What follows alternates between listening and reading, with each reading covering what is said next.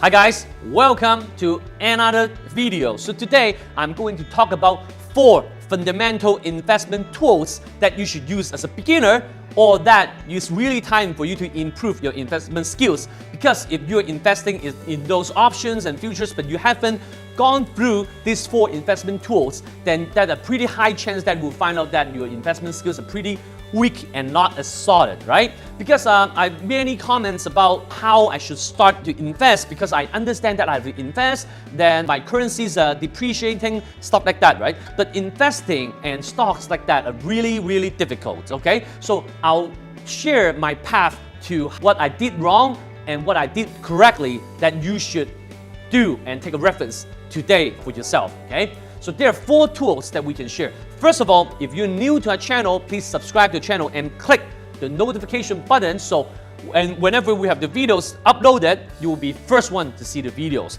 The second one is that we will post some articles on our Facebook page. Hopefully you can like the page also. If this video is helpful, please smash the like button and share to your friends, because it's really easy to learn and it's a progress for you to learn. Alright, so first of all, the first tool is currency.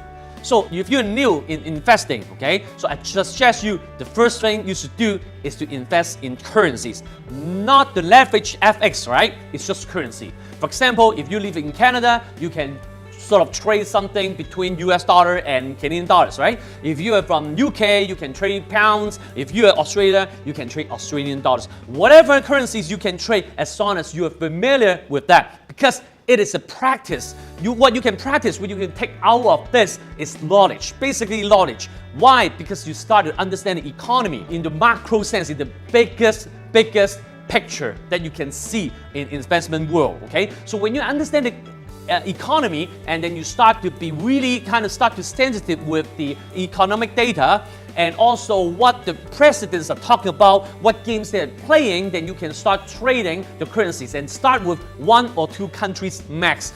And you should do a currency paired with USD, because USD, the information from USD is the most efficient and the fastest way you can learn, okay? And the result is usually the same as what you study in college, right? So, but the risk is really limited, because you really can't get much money earned out of currencies, because it's not leverage, right? So it's just a little bit, and the risk will be also limited. And also, unlike stocks or futures, you really can take the certificates on the contracts and spend it in daily life. But in currency, you can spend it in traveling, in your groceries, and stuff like that. So the risk is extremely limited. So start with that, and then you can start sharpening the sense of economy, okay? So this is really fun to do. So from now on, you understand every single news, okay? So whenever you speak, whenever you talk, it's on another level, all right? You appreciate that, all right?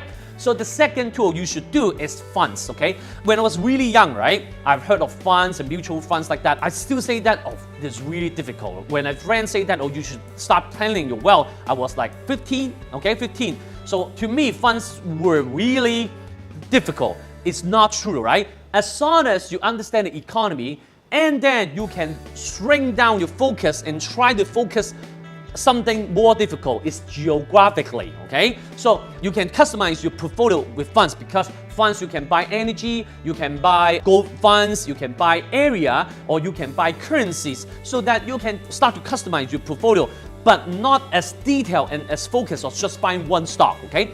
And the risk is still limited, because there's a fund manager behind. So if you lose money from that fund, probably he'll be fired.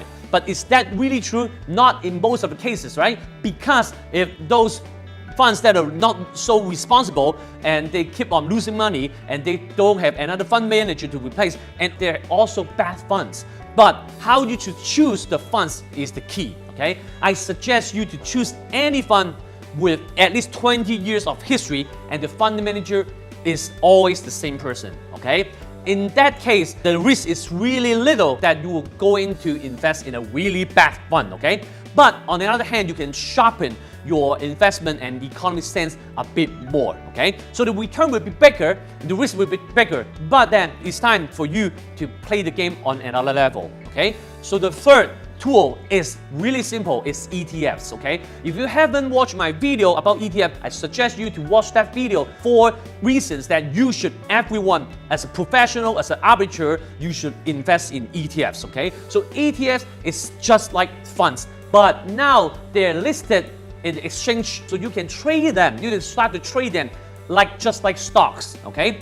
But the downside is if you are investing in funds, it's really a bit harder for you to redeem the funds. But in ETFs, you can just redeem and exit right away, okay? So if you're correct, you're correct, okay? If you're wrong, you will fall into the trap of speculating, okay? So you have to understand ETFs are just funds. If you do speculation, it's no use, okay? So in other way, you have to start to sharpen your discipline, okay? You can really have to be disciplined and you can train your discipline and how you should follow your strategy, okay? So now the risk is almost the same and the return is almost the same as funds.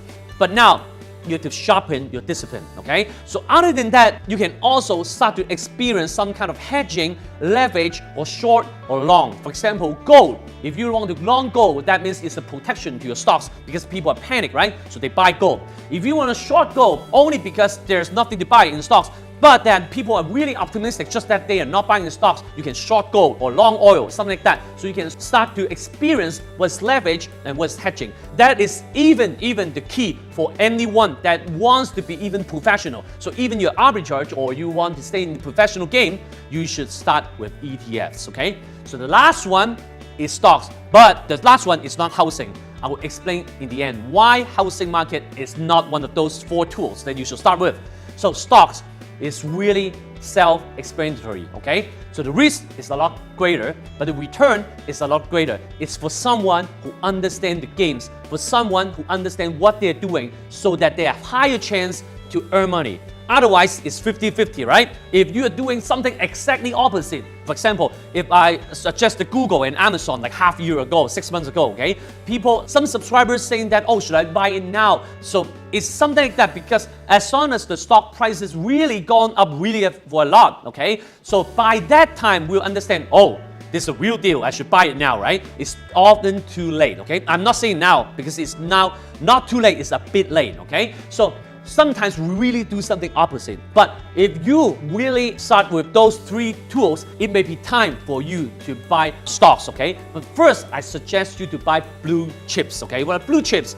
Blue chips are composites of S&P 500 or composites of NASDAQ. They're really big companies, and you know running a company is really difficult. Even running a 20 people company like me right now is really, really difficult. Running a 200 or 2,000 people company is really, really difficult. So as long as after you understand the economy, you understand the countries and commodities and different asset classes, and now you can start playing with fundamentals and a little bit of charting and start with blue chips, okay? So now you might get extra return if you're good. If you're not good, that's okay. You can go back to funds, currency, and ETFs, okay?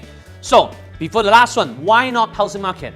Again, please just right now, please subscribe to the channel and click the notification button, and please smash the like button, and also please comment. Even that I have many classes around the Asia, I still reply your comment one by one, okay? I cherish and feel really nice to talk to you, and really someone is replying me. It's 2-dimensional, it's not one way, okay? So I enjoy replying your comments, okay? So please leave me a comments and show me some love in the comment box below, okay? So the reason why housing market is not here is housing market is really a really important decision.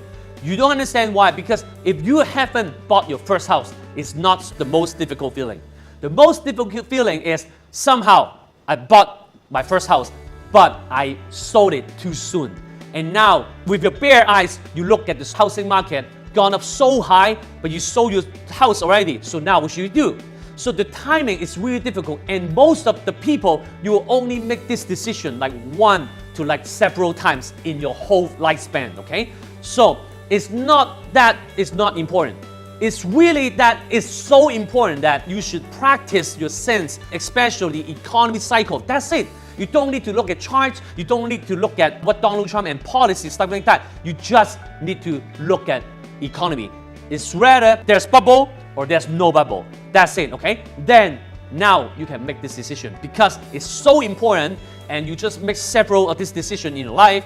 And also probably you're spending most of your wealth for one decision. Okay, that's too important that you should take this risk. Before that, you should practice your skills using less harmful investment tools. That's what I'm suggesting after what I've done wrong in the past 20 years. So please leave me a comment box. Remember, I'm Gregory C. Until next time, please subscribe and like my page. I'll see you next time. Goodbye.